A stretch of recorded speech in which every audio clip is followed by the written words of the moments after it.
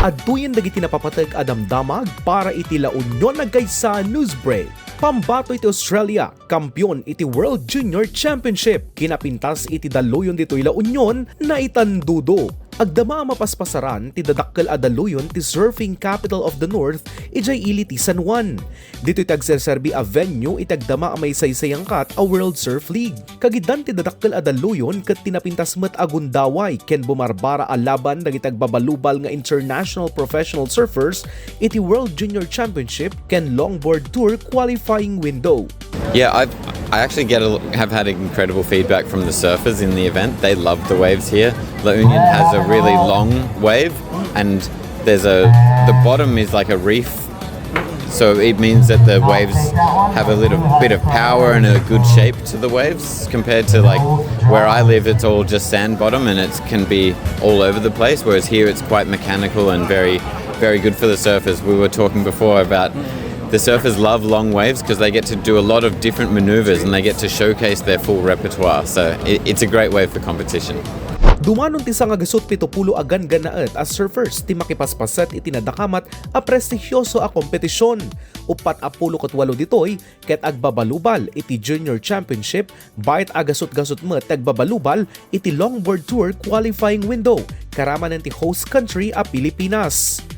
Dinayaw dagiti international surfers ti kinapintas iti dalluyon iti probinsya ken ti arig na malaparaiso a buya daytoy.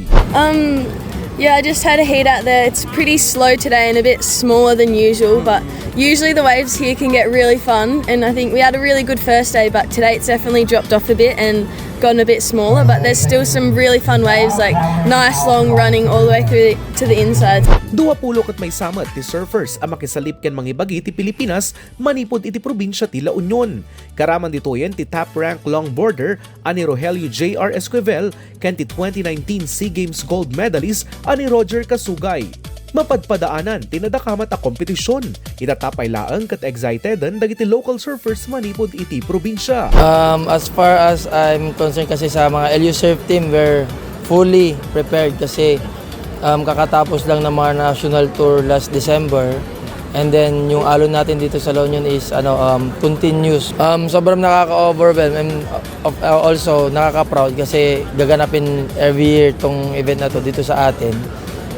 Home court advantage it is, pero syempre nandun pa rin yung kaba kasi yung ngayon na longboard is kakaiba siya, so one-way ticket siya sa World Tour. Iti World Junior Championship Women's Division, nangabak ni Isla Hupats iti Australia. Kalpasan na nga inabak ti representante matlaeng manipod iti nadakamat a pagilian.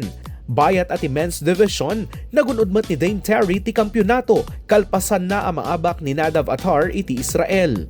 Dagiti nakipaset iti World Junior Championship ket dagiti surfers ngagtawan iti 20 pababa. Agdamamot amang angay itata ti longboard tour qualifying window. Ti WSL ket imuna anaangay dito La Union iditawen 2023 ket iti paragsubli ti kompetisyon itata Adtoyen ket kaunaan met agundaway a maangay ti World Junior Championship iti probinsya. Ti maangay a World Surf League ket pamanaknaklaang iti panagkaykaysa dagiti umili ken dagiti lokal as surfers tapno mapapigsa ti potensyal iti La Union ngagbalin a venue iti global surfing events ken mangitandudo ti pakabigbigan iti komunidad dagiti surfers iti Balasyo Taaw adakkel a wagas tapno mapaduras pay ti turismo ken panagnegosyo ditoy probinsya. Iti sabali pay a damag Ordinansa amang mangbukel ti grupo amang mangiwanwan ti pannakaurnos si Seaport ken Airport naisingasing. Insingasing ni 1st District Board Member Chari Nise ti ordinansa amang bukbukal ti Port Development Body amang mangiwanwan ti pannakaurnos si Seaport ken Airport dito syudad ti San Fernando. Iti panagbatla ni Nise, kinunana ang masapulan ang maurnos sa Seaport ken Airport dito'y La Union tapno may kandalan ti potensyal ti probinsya ang maadaan ti nasaysaya at sistema ti transportasyon, trade ken nadurduras at turismo. For effective transportation, trade and commerce as well as tourism needs of the provincial government of La Union, the province of La Union, the Borough Point San Fernando Board has long been in dire need of development to realize the full potential of our strategic position as a port and airport, a seaport and airport province in Northern Luzon. Iti mabukal a development body, idaulwan daytoy ni Governor Mario Eduardo C. Ortega. Mamat iti bukal ababaan ti pannakabukal ti development body ket marugyanan ti panagtataripnong para iti pannakapasaya at dagiti pasilidad. The main purpose of which is to engage the national government agencies, the Basis Conversion and Development Authority, as well as individuals who are similarly interested in the project to commence discussions as regards with the development of the work. May palagip amay sa ti pannakaurnos sa Seaport karagiti dakkel a plano ti administrasyon ni Governor Mario Eduardo Ortega itata Adtoyen. Ken maudi karagiti damdamag, business one-stop shop naipasdek karagiti munisipyo para iti permit renewal. Manamnamay tinapaspaspas ken ornos apan na kay proseso dagiti dokumento para karagiti ag-renew iti business permit ken prangkisa iti tricycle iti panakaipasdek iti business one-stop shop iti tunggal munisipyo iti probinsya. Idinapalabas alawas linuktanan dagiti lokal a gobyerno ti buko dagitoy a business one-stop shop amang sigurado iti nasayaat ken naanayas a transaksyon dagiti umili iti naduma-dumang opisina. Ili ti bawang adda ti may patpatungpal a queuing system. Adapay ti libre adanom ken kape para karagiti agi proseso. You can see, sir, very busy and yet efficient magdagitoy staff tayo. Mga cater dagitoy masapul dagitoy constituents tayo. Ti sari-sari store owner ani Ronalyn 30 a minutos na laang ang proseso ti dokumento na gapo iti one-stop shop. Nagpaspas mo ti process na basta kumpleto amin dagay requirements ipasa mo dita check up dan malpas nga ma-check up no kumpleto process da je una concern. So uraya mi DJ number kasi adati number mi nga kuha.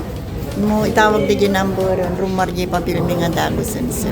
Ang kaya na bayagan mo? Answer mga 30 minutes lang kasi.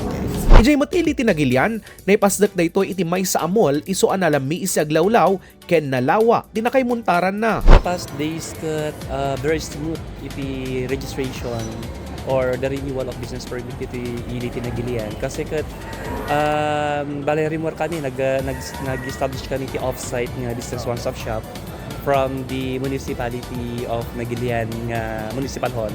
So ada kami dito Epic Mall, may iti proseso very smooth, continuous iti flow na. So nabit lang na maka-register dagay businesses tayo dito ili Nagilian. Ti boss kat mayan nurot iti provision iti Republic Act 11032 wenno the Ease of Doing Business and Efficient Government Service Delivery Act of 2018. Tinadakamat nga dang ket paset ti panang sigurado ti gobyerno iti napaspas ken makaginawa a serbisyo para karagiti Eliocano.